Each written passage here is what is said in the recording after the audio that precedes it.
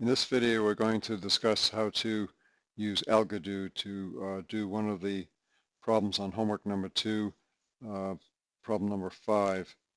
And so the green part down here is the ground, so you want to make sure you put your linkage far enough above the ground so that it doesn't collide with the ground. I'm just going to move this up a little bit. And so first just put in some rectangular linkages. The first one was going to be 6. You can see the units down here. It doesn't, Algodoo, you're usually just mainly using it to see the form. So we're not going to worry about the exact what the units are, or so. All right, we'll make this about 6. So we'll just use the box command here, and 1, 2, 3, 4, 5, 6. Okay, and then we have one that's going to be 2, so I'll put that one over here.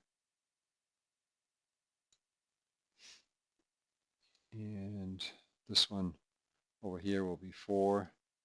1, 2, 3, 4. I'm just going by the boxes here. And then we wanted to have a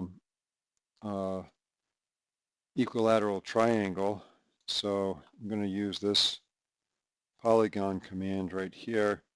And let's see, that one was actually going to be 4, so I'll have to redo this other one. So I'm going to use this command. If you hold down the shift command, it allows you to draw straight. So there's 4 that way. Just release the shift command, and I'm going to go up to about there. So it's about an equilateral triangle. Okay, and this one over here I actually wanted to be 5. So I'm just going to, I'll just delete this one.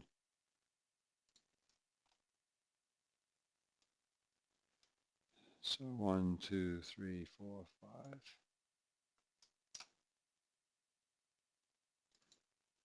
All right, and with Algodoo, you can use the scroll button to both to pan around and also to zoom in and out here. So the next step is we're going to ground this one right here. So we use this fixate command to ground that. And then we're going to put some axial joints on here. And again, I'm not worried about the exact dimensions right now. Whoops. So sometimes you need to zoom in a little bit so you can, or turn the grid off so you can get those joints where you want them to be.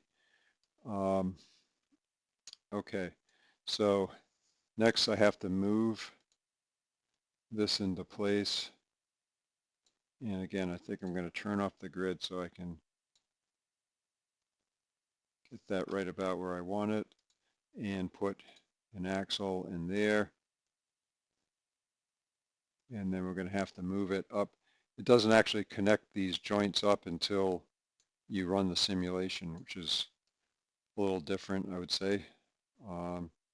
So we'll just zoom in over there and put in another joint right there.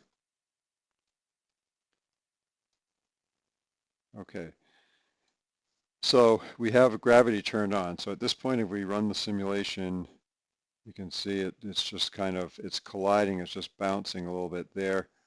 So what we can do is I'm going to just multi-select everything, right-click, and go down to collision layers and select no self-collision.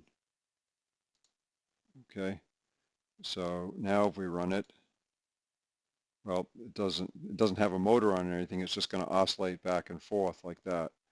So what we can do is put a motor on.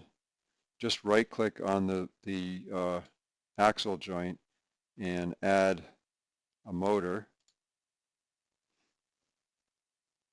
Okay, so we'll accept that, and I'll have to pick up here with the next video.